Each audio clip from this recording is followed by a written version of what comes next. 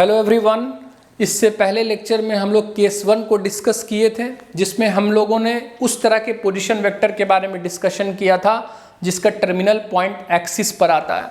आज के लेक्चर में हम लोग केस 2 को डिस्कस करेंगे, यानी उस तरह के पोजीशन वेक्टर के बारे में डिस्कशन करेंगे जिसका टर्मिनल पॉइंट प्लेन पर आता है। तो यहाँ पे केस 2 लिखते हैं। Case 2 let us consider the terminal point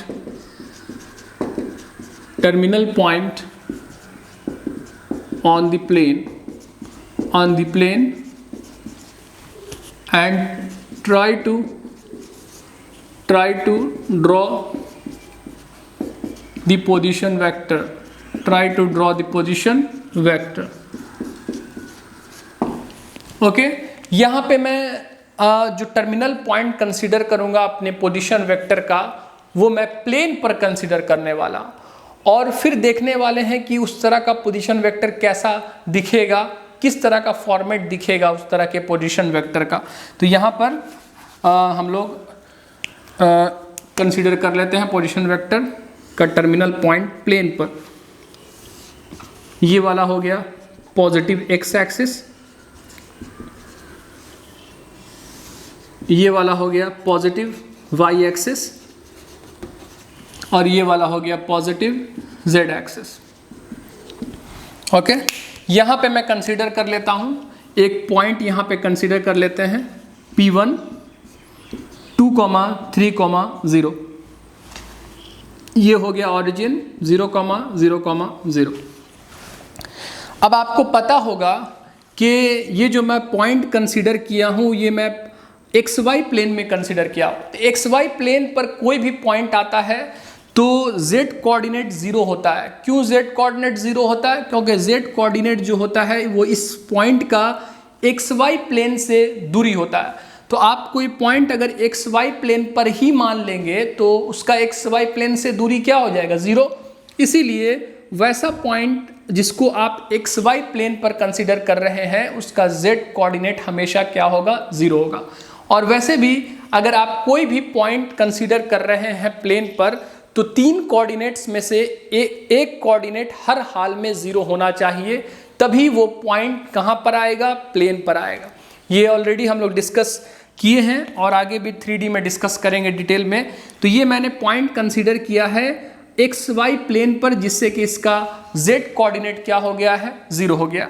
अब इसका x कोऑर्डिनेट और y कोऑर्डिनेट पे गौर कीजिए। तो चूंकि मैंने ये वाला point plus x plus Y plane पर कंसीडर किया है, इसीलिए इसका x कोऑर्डिनेट भी पॉजिटिव है, इसका y कोऑर्डिनेट भी पॉजिटिव है। अगर मान लीजिए कि हम इसको, अगर इस पॉइंट को अगर एक और पॉइंट कंसीडर करते हैं, अगर हम लोग plus Y minus X plane में अगर कंसीडर करते हैं, तो वहाँ पे x कोऑर्डिनेट निगेटिव हो जाता, y कोऑर्डिनेट पॉजिटिव हो जाता और z कोऑर्डिनेट तो 0 होता है। उस हिसाब से पॉइंट कंसीडर किया जाता है।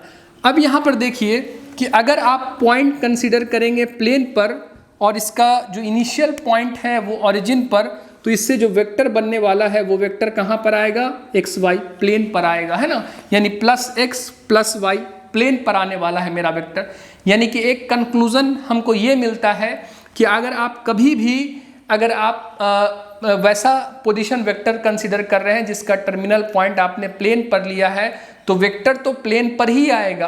अब कौन सा प्लेन पर आएगा वो डिपेंड करता है कि उसका टर्मिनल पॉइंट कौन से प्लेन पे आ रहा है ना। अब यहाँ पर देखिए तो ज़रा, यहाँ पे अगर इसको वेक्टर फॉर्मेट में लिखा जाए तो OP1 वेक्टर क्या लिखेंगे? इसका फॉर्मूला क्या है हमारे पास? x2 minus x1 i cap plus y2 minus of y1 j cap plus z2 minus of z1 k cap. यहाँ पे चूंकि यहाँ पे जो वेक्टर हम लिखने जा रहे हैं वो एक पोजीशन वेक्टर है, यानी कि उसका इनिशियल पॉइंट ओरिजिन पे है, यानी कि x1 y1 और z1 का वैल्यू फिक्स है, कितना होगा? 0 होगा। तो यहाँ पे लिख लेते हैं since OP1 vector is a position vector, इसीलिए x1 is equal to y1 is equal to z1 is equal to क्या हो जाएगा 0। तो और यहाँ पे x2 y2 z2 का वैल्यू क्या दिया हुआ है, ये आपको हो गया x1, ये वाला हो गया y1 और ये वाला हो गया z1, ये हो जाता है x2 y2 और ये वाला हो जाएगा z2। तो यहाँ पे x2 क्या मैंने कंसिडर कर लिया है 2, y2 क्या कंसिडर कर लिया है 3, z2 क्या कंसिडर कर लिया है मैंने 0 कंसिडर किया, क्योंकि प्लेन पे कंसिडर कर रहे हैं पॉइंट को। अब यहाँ पे सारे वैल्यूज को रख दीजिए, तो OP1 वेक्टर क्या निकल करके आएगा, ये निकल करके आएगा 2 minus of 0 i cap plus 3 minus of 0 j cap plus 0 minus of 0 k cap. इसको सिंप्लीफाई कीजिएगा तो OP1 वेक्टर क्या आ जाएगा 2i cap plus of 3j cap plus of 0k cap. ये वाला पोजीशन वेक्टर निकल करके आ गया। अब इस पोजीशन वेक्टर के स्केलर कंपोनेंट्स पे आप गौर कीजिए। इसका स्केलर कंपोनेंट्स क्या होगा, मैंने डिस्कस ऑलरेडी कर चुका हूँ स्केलर कंपोनेंट्स के बारे में। तो अगर x2 i cap plus y2 j cap plus z2 k cap अगर आपके पास वेक्टर है, तो यहाँ पे x1 x2 y2 and z2 जो होता है वो स्केलर कंपोनेंट्स कहलाता है। तो यहाँ पे 2 3 एंड 0 क्या कहलाने लगेगा, स्केलर कंपोनेंट्स 2 3 एंड 0।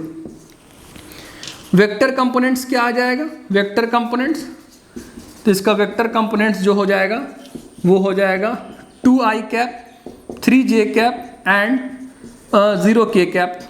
चूंकि आपका जो स्केलर कंपोनेंट्स यहाँ पे आ रहा है उसमें से 2 स्केलर कंपोनेंट्स नॉन जीरो है, यानी जीरो नहीं है, और जो तीसरा स्केलर कंपोनेंट्स है वो जीरो है।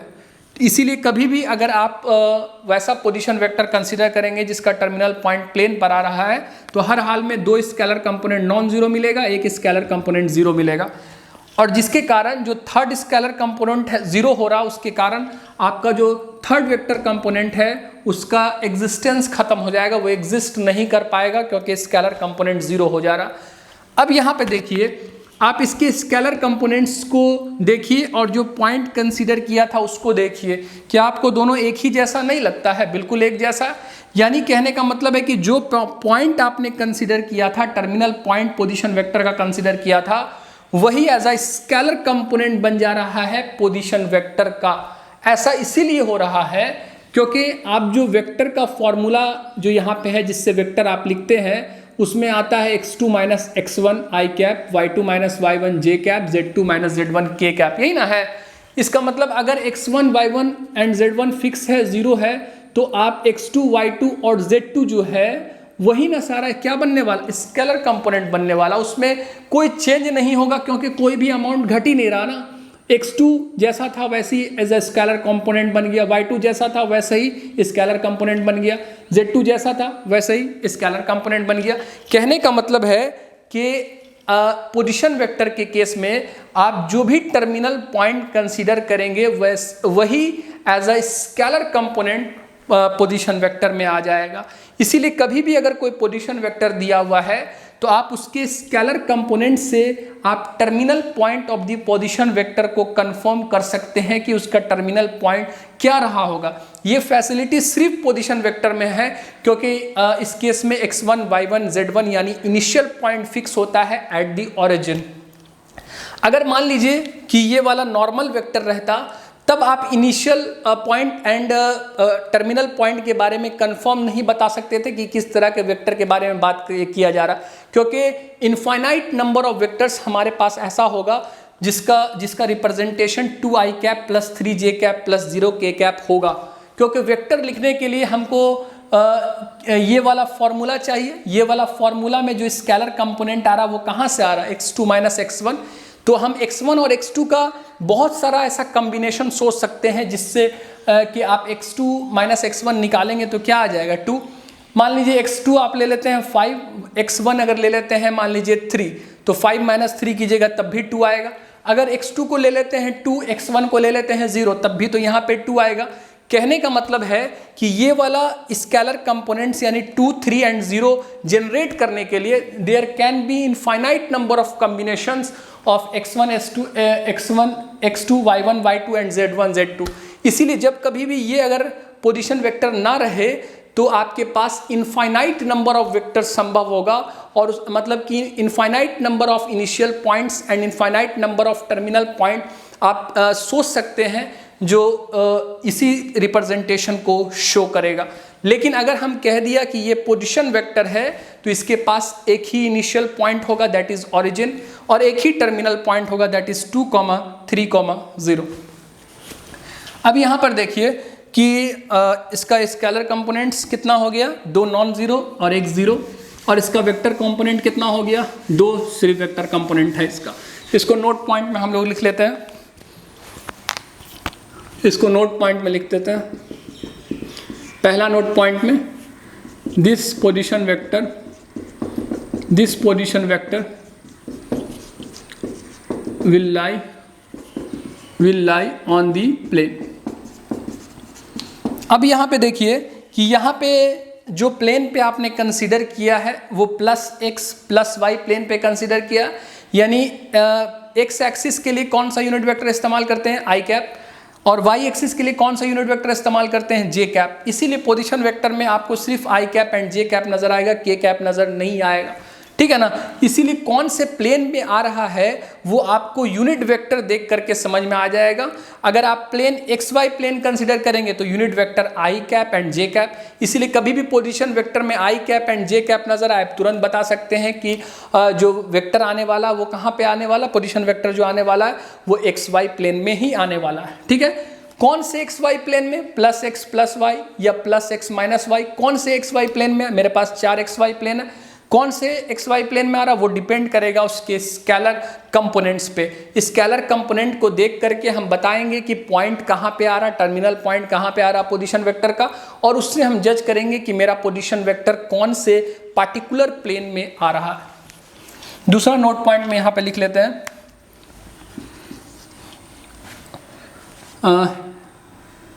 here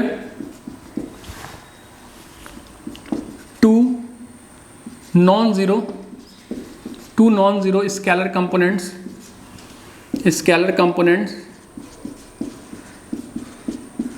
and 1 zero scalar component। एक बात ध्यान में रखिएगा कि आप लोग जितना अच्छे से वेक्टर्स को समझेंगे ना, आपको 3D को समझने में बहुत आसानी होगा। 3D ज्योमेट्री जो आगे डिस्कस करेंगे, प्लेन वगैरह का कॉन्सेप्ट समझने में काफ़ी आसान होगा। वेक्टर्स जितना अच्छा रहेगा उसको आप उतने अच्छे से प्लेन को इमेजिन कर सकते हैं, समझ सकते हैं, इसीलिए इसको अच्छे से डिटेल में समझिएगा। अब यहाँ पर देखिए इसका जो तीसरा नोट पॉइंट मैं लिखूँगा, ओनली 2 वेक्टर कंपोनेंट्स। कहने का मतलब है कि अगर आप इस तरह का पोजीशन वेक्टर को लिखना चाहते हैं जिसका टर्मिनल पॉइंट प्लेन पर आ रहा है, तो उस तरह का पोजीशन वेक्टर जो होगा, पहली बात प्लेन पर आएगा, दूसरी बात उसके पास 2 नॉन जीरो स्केलर कंपोनेंट्स होगा, 1 जीरो स्केलर कंपोनेंट्स होगा, और तीसरी बात उसके पास 2 ही वेक्टर कंपोनेंट्स एग्जिस्ट करेगा। और मेरे पोजीशन वेक्टर में कौन सा यूनिट वेक्टर आने वाला है वो डिपेंड करता है कि वे मेरा टर्मिनल पॉइंट यानी कि कहाँ पे कौन से प्लेन में आ रहा है, उसी हिसाब से यूनिट वेक्टर यहाँ पे आएगा और उसी हिसाब से स्केलर कंपोनेंट्स आएगा। इस बात को ध्यान में रखिएगा। अब हम यहाँ पे क्या करेंगे, एक पोजीशन वेक्टर एज्यूम करेंगे। जैसे कि मान लीजिए कभी भी कोई पोजीशन वेक्टर आपके सामने दिया हुआ है, या कभी पोजीशन वेक्टर कभी क्वेश्चन में दिया हुआ है, तो आपको तुरंत क्या क्या चीज़ समझ में आना चाहिए। जैसे फॉर एग्जांपल यहाँ पे कंसिडर कर लेते हैं, let us consider a position vector OP अगर मान लीजिए दिया हुआ है, और ये दिया हुआ है suppose 2i cap + 3j cap. वही सेम पोजीशन वेक्टर हमने कंसीडर कर लिया है। तो आप यहाँ पे देखिए तो आपको क्या क्या तुरंत समझ जाना चाहिए इस पोजीशन वेक्टर के बारे में। पोजीशन वेक्टर के बारे में कभी भी डिस्कशन होगा तो आप एक बात समझ जाइएगा कि पोजीशन वेक्टर के बारे में आप सारा चीज़ बता सकते हैं। जैसे यहाँ पर मैं देखिए, यहाँ पे ज़रा आप जैसे ही देखेंगे कि यहाँ पे इसको मैं इस तरीके से लिख सकता हूँ 2i cap +3 cap +0 k cap. इसका मतलब है कि ये वाला पोजीशन वेक्टर के पास दो नॉन जीरो स्केलर कंपोनेंट्स है, एक जीरो स्केलर कंपोनेंट्स है, और यानी कि इसके पास दो ही वेक्टर कंपोनेंट्स आ रहा है। इसका मतलब कंफर्म है कि ये जो पोजीशन वेक्टर का जो टर्मिनल पॉइंट आ रहा होगा वो प्लेन पर आ रहा होगा, पहली बात। दूसरी बात, चूंकि इसका टर्मिनल पॉइंट प्लेन पर आ रहा है और इसका इनिशियल पॉइंट ओरिजिन पर है, तो जो वेक्टर आएगा वो प्लेन पर आने वाला है, वेक्टर भी, ठीक है। और चूंकि पोजीशन वेक्टर के केस में हमको पता है कि जो पॉइंट कंसीडर किया जाता है वही point as a scalar component बन के पधारता है, इसीलिए जो भी स्केलर कंपोनेंट्स आपको नजर आएगा वही क्या होगा, टर्मिनल पॉइंट का कोऑर्डिनेट्स होगा। हमने ऑलरेडी डिस्कस कर चुके हैं। इसका मतलब है कि आपने इस पोजीशन वेक्टर के बारे में सारा इंफॉर्मेशन, पोजीशन वेक्टर कहाँ आ रहा है, पोजीशन वेक्टर का टर्मिनल पॉइंट कहाँ पर है, कौन से प्लेन पर है, सारा चीज़ बता दिया ना। प्लेन का जहाँ तक बात रहा तो यहाँ पे यूनिट वेक्टर्स देखिए, आई कैप एंड जे कैप है, एकदम कंफर्म है कि इसका जो टर्मिनल पॉइंट आ रहा होगा वो एक्स वाई प्लेन में आ रहा हो। अब कौन से एक्स वाई प्लेन में आ रहा होगा वो डिपेंड करेगा इसका स्केलर कंपोनेंट को देख करके। तो इसका स्केलर कंपोनेंट यानी कि इसका इसका 2,3,0 यानी कि टर्मिनल पॉइंट कहाँ आ जाएगा, plus X plus Y plane में। इसका मतलब है कि terminal point plus X plus Y plane में होगा, तो मेरा जो वेक्टर होगा वो भी plus X plus Y plane में आ जाए। यानी कि अगर इसको बनाना चाहेंगे तो बना सकते हैं आसानी से, कोई दिक्कत नहीं। अगर इसको प्लस पॉजिटिव एक्स एक्सिस और ये हो गया positive Y axis, terminal point plane पर आएगा। ये unit vectors and scalar components दोनों को देख करके हम लोग जज कर लेंगे कि आपका जो टर्मिनल पॉइंट आ रहा कौन से पार्टिकुलर प्लेन में आ रहा। तो इसमें आई जे यूनिट वेक्टर आ रहा, स्केलर कंपोनेंट्स आ रहा 2,3,0। इसका मतलब कंफर्म है कि जो टर्मिनल पॉइंट पोजीशन वेक्टर का आ रहा होगा वो plus X plus Y plane में आ रहा होगा। तो यहाँ पे हम लोग 2,3 मान लें, यहाँ पे मान लें 2,3,0, ठीक है। तो इसको मिलाएंगे तो ये पोजीशन वेक्टर के बारे में बात हो रहा, ओ पी। बता रही समझ में ना, इस तरीके से हम लोग पोजीशन वेक्टर के बारे में समझ सकते हैं। अगर मान लीजिए सपोज एक और एग्जांपल ले लेते हैं, एक और एग्जांपल कंसीडर यहाँ पे कर लेता हूँ मैं। मान लीजिए दूसरा एक पोजीशन वेक्टर आपको दिया हुआ है, एग्जाम्पल 1, एग्जाम्पल 2 कंसीडर कर लेते हैं। Let us consider a position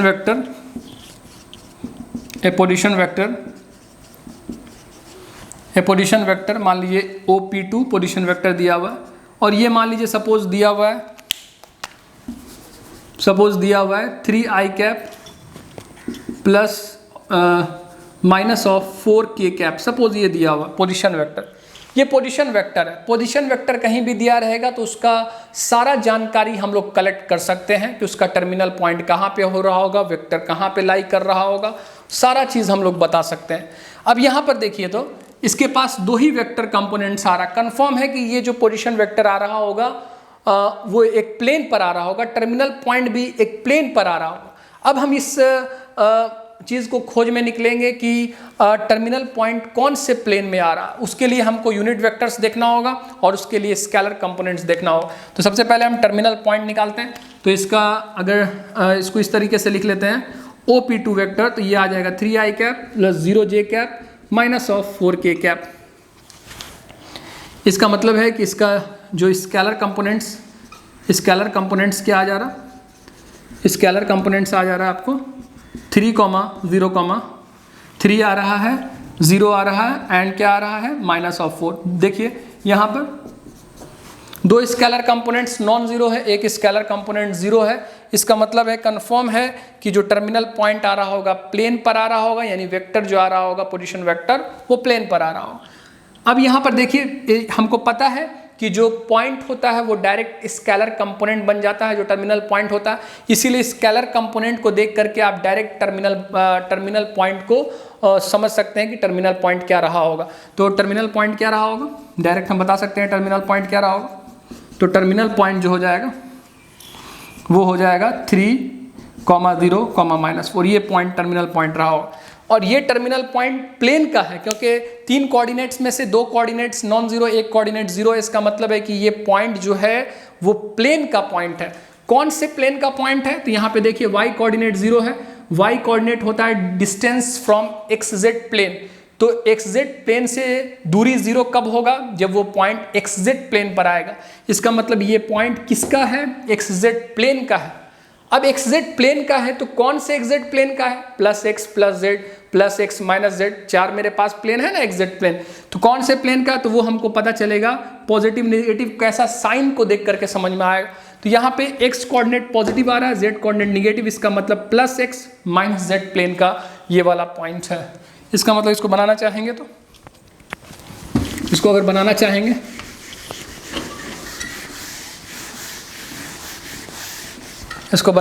तो इस तरह से बना सकते हैं।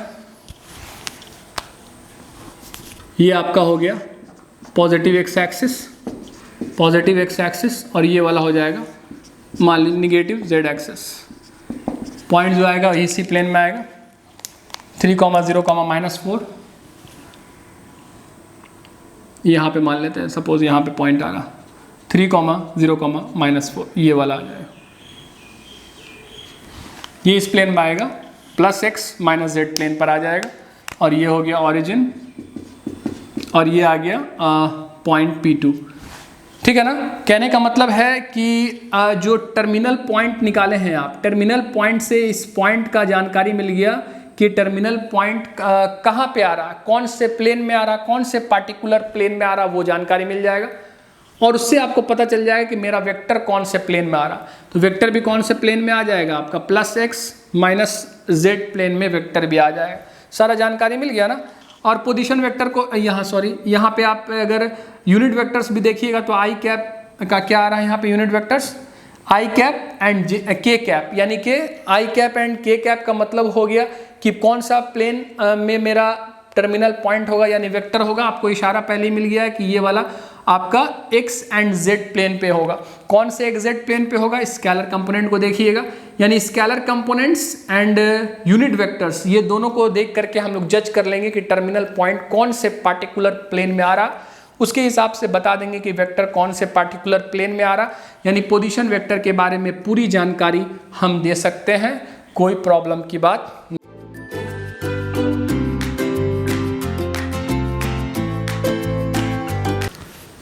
अब यहाँ पे देखिए सर ये क्या क्या लेके आ जाते हैं डेली आपको समझाने की कोशिश कर रहे हैं, क्योंकि ये वाला जो टॉपिक है ना, वेक्टर हो गया चाहे 3D हो गया, ये सारा इमेजिनेशन का खेल है। तो हमको लगता है कि आपको इस तरीके से अगर विजुलाइज कराएंगे तो ज़्यादा अच्छा तरीके से आप इमेजिन कर पाएंगे। यहाँ पर देखिए तो जैसे ये वाला मैंने वेक्टर लिया है, इसको पोजीशन वेक्टर बनाने के लिए इसका इनिशियल पॉइंट को मैंने फिक्स कर दिया ओरिजिन पर। मतलब इसका जो इनिशियल पॉइंट का कोऑर्डिनेट है यानी x1 y1 और जो z1 का वैल्यू होगा वो 0 के बराबर हो जाएगा। अब मान लीजिए कि हम जो टर्मिनल पॉइंट चूँकि केस 2 कंसिडर किए हैं ना, इसमें टर्मिनल पॉइंट को मैंने कंसिडर किया है प्लेन पर, और मैंने मान लेता हूँ कि मैं जो टर्मिनल पॉइंट कंसिडर कर रहा हूँ 2,3,0 यानी कि plus X plus Y plane पे कंसिडर कर रहा हूँ। अब यहाँ पर देखिए तो अगर टर्मिनल पॉइंट मेरा ये वाला मेरा जो एक्सिस है गया प्लस एक्स एक्सिस और ये वाला प्लस वाई एक्सिस, तो plus X axis and plus Y axis से मिल करके जो प्लेन बनेगा ये वाला, that is known as plus X plus Y plane. और इसी प्लेन पे हम एक पॉइंट 2,3,0 कंसिडर कर रहे हैं। तो यहाँ पर देखिए तो अगर ये वाला पॉइंट कंसिडर कीजिएगा plus X plus Y plane पर टर्मिनल पॉइंट, और इनिशियल पॉइंट फिक्स है मेरा ओरिजिन पर, तो इसको मिलाने से जो वेक्टर बनने वाला है वो वेक्टर भी plus X plus Y plane में आ रहा। इसीलिए याद रखिएगा कि आप टर्मिनल पॉइंट जिस प्लेन में आएगा उसी प्लेन में क्या होता है, वेक्टर लाई करता है। अगर मान लीजिए कि आप टर्मिनल पॉइंट यहाँ पे plus X plus Z plane पे यानी ये वाला प्लेन पर अगर टर्मिनल पॉइंट कंसिडर करेंगे, तब जो पोजीशन वेक्टर आप देखिए तो पोजीशन वेक्टर भी कहाँ आ जाएगा, आपका plus X plus Z plane में आ जाएगा। देख लीजिए है ना। तो जिस प्लेन में, जिस पार्टिकुलर प्लेन में मेरा टर्मिनल पॉइंट आने वाला है उसी प्लेन में मेरा वेक्टर लाई करने वाला। अब यहाँ पे केस 2 में जो हम कंसिडर कर रहे हैं वो टर्मिनल पॉइंट कहाँ कंसिडर कर रहे हैं, प्लेन पर कंसिडर कर रहे हैं। यहाँ पे जो मैंने टर्मिनल पॉइंट लिया है वो 2,3,0। अब अगर हम पोजीशन वेक्टर लिखना चाहते हैं तो पोजीशन वेक्टर में कौन सा यूनिट वेक्टर्स आने वाला है वो इस बात पे निर्भर करता है कि मेरा जो टर्मिनल पॉइंट यानी मेरा जो वेक्टर है वो कौन से प्लेन पे आ रहा। तो मेरा जो वेक्टर है वो plus X plus Y plane में आ रहा है, और इसके लिए हम लोग I cap and J cap unit vectors का इस्तेमाल करते हैं। कहने का मतलब है ये जो वेक्टर लिखेंगे पोजीशन वेक्टर में उसमें हर हाल में आई कैप एंड जे कैप ही नज़र आएगा, उसके अलावा कोई यूनिट वेक्टर्स नज़र नहीं आएगा। और हमको पता है कि जो भी टर्मिनल पॉइंट आप कंसिडर करेंगे वही एज अ स्केलर कंपोनेंट आपका पोजीशन वेक्टर में आने वाला है। यानी कि टर्मिनल पॉइंट एंड वो टर्मिनल पॉइंट कहाँ पे आ रहा है, कौन से प्लेन में आ रहा है, उसके हिसाब से हम पोजीशन वेक्टर सोच सकते हैं। जैसे इसका टर्मिनल पॉइंट क्या है 2, 3, 0, तो पॉइंट ही देख के समझ में आ जाएगा कि ये +x+y प्लेन में है, तो आपको पता चल जाएगा यूनिट वेक्टर कौन सा आने वाला है, i cap and j cap आने वाला है, और स्केलर कंपोनेंट क्या आने वाला है 2, 3, 0। इसका मतलब है कि जो वेक्टर पोजीशन वेक्टर जो लिखेंगे वो क्या लिख लेंगे 2i cap + 3j cap + 0k cap. तो 0k कैप को नहीं भी लिखेंगे तो कोई दिक्कत नहीं है, तो डायरेक्ट पोजीशन वेक्टर क्या हो जाएगा 2i कैप + 3j कैप। इसीलिए 2i कैप + 3j कैप कभी भी अगर दिया हुआ है तो आप बता सकते हैं उसका यूनिट वेक्टर्स और उसका स्केलर कंपोनेंट्स को देख करके कि टर्मिनल पॉइंट क्या आने वाला है, कहाँ पे आने वाला है। तो टर्मिनल पॉइंट क्या हो जाएगा, अगर 2i cap + 3j cap position vector दिया हो, टर्मिनल पॉइंट 2, 3, 0 हो जाएगा। इसका मतलब साफ है, टर्मिनल पॉइंट को आप देखिएगा तो आपको पता चल जाएगा, एंड यूनिट वेक्टर को देखिएगा तो आपको पता चल जाएगा कि आपका जो टर्मिनल पॉइंट आ रहा है वो आपका कहाँ पे आ रहा है +x+y प्लेन पे आ रहा है, तभी तो i cap and j cap unit vector. अगर मान लेते हैं कि दूसरा एक एग्जाम्पल, अगर आपके पास पोजीशन वेक्टर दिया हुआ है, मान लीजिए कि पोजीशन वेक्टर दिया हुआ है 3i कैप -4k कैप, तो आपको देख करके क्या समझ में आएगा कि पोजीशन वेक्टर कहाँ पर होगा, टर्मिनल पॉइंट कहाँ पर होगा, वो सारा चीज़ पता चल जाएगा। तो इसका मतलब है कि अगर मान लीजिए कि अगर आपका position vector 3i cap -4k cap दिया हुआ है, तो आप इसका स्केलर कंपोनेंट्स पे गौर कीजिए क्या क्या है। आपका स्केलर कंपोनेंट्स का है 3 है, आपके पास 0 है एंड -4 है। टर्मिनल पॉइंट आप कैसे निकालिएगा, टर्मिनल पॉइंट इसका हो जाएगा 3, 0, -4, और 3, 0, -4 अगर 3D में बात किया जाए तो ये एक ऐसा पॉइंट है जो +x -z प्लेन पर लाई करता है। इसीलिए तो उसमें यूनिट वेक्टर्स भी आप देखिए ना, इस यूनिट वेक्टर्स भी क्या आ रहा है, उसमें i कैप आ रहा है एंड k कैप आ रहा है। तो देखिए कि समझ में आ जाएगा कि टर्मिनल पॉइंट कौन से प्लेन में आ रहा होगा। इसका मतलब है कि टर्मिनल पॉइंट क्या रहा होगा 3, 0, -4, यानी कि +x एंड -z प्लस ये वाला हो गया +x एक्सिस और ये वाला हो गया -z एक्सिस। तो ये +x एक्सिस और -z एक्सिस से मिलने से जो प्लेन बनेगा that is +x -z plane. इसका मतलब जो पॉइंट 3, 0, -4 है वो इसी प्लेन पर लाई कर रहा। अब ये पोजीशन वेक्टर कैसा हो जाए, इसको और इस पॉइंट को मिलाएंगे तो ये पोजीशन वेक्टर भी कहाँ पे आ जाएगा, वो भी आ जाएगा +x -z प्लेन पर आ जाएगा, है ना। इसका मतलब है कि कभी भी अगर आपको पोजीशन वेक्टर दिया हुआ है तो उसके पास अगर आप 2 ही वेक्टर कंपोनेंट्स आ रहा है, यानी कि उसमें 2 स्केलर कंपोनेंट्स नॉन जीरो और एक स्केलर कंपोनेंट 0 आ रहा है, तो आपको देख के समझ जाना है कि ये एक ऐसे पोजीशन वेक्टर के बारे में बात किया जा रहा है जिसका टर्मिनल पॉइंट प्लेन पे आएगा, जिसके कारण मेरा जो पोजीशन वेक्टर है वो भी कहाँ पे आएगा, प्लेन। यानी कि अगर आपको टर्मिनल पॉइंट का जानकारी दिया हुआ है तो आप पोजीशन वेक्टर आसानी से लिख सकते हैं, है ना। और अगर आपको पोजीशन वेक्टर दिया हुआ है तो उसके बारे में आप उस पोजीशन वेक्टर के बारे में पूरी जानकारी दे सकते हैं, उसका स्केलर कंपोनेंट्स पे नज़र डाल के, उसके वेक्टर कंपोनेंट्स पे नज़र डाल के, उसमें आने वाले यूनिट वेक्टर्स पे नज़र डाल के हम बता सकते हैं कि वो पोजीशन वेक्टर कहाँ पे आ रहा होगा, उसका टर्मिनल पॉइंट क्या रहा होगा। सारा चीज़ आप आसानी से सोच सकते हैं, इमेजिन कर सकते हैं, ठीक है ना। तो आज के लेक्चर में इतना ही रहने देते हैं, नेक्स्ट लेक्चर में मिलेंगे, ठीक है। Thank you very much.